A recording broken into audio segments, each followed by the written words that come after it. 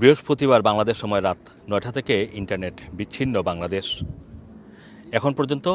আমরা যদি বলি প্রায় ৮০ ঘন্টার উপরে হয়ে গেল বাংলাদেশে ইন্টারনেট বিচ্ছিন্ন রয়েছেন এবং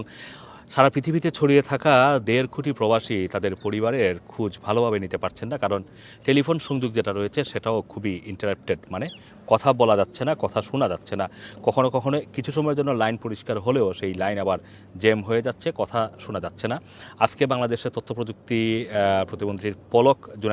জুনায়েদ পলক বলেছেন যে বাংলাদেশে এই সহিংসতার ঘটনায়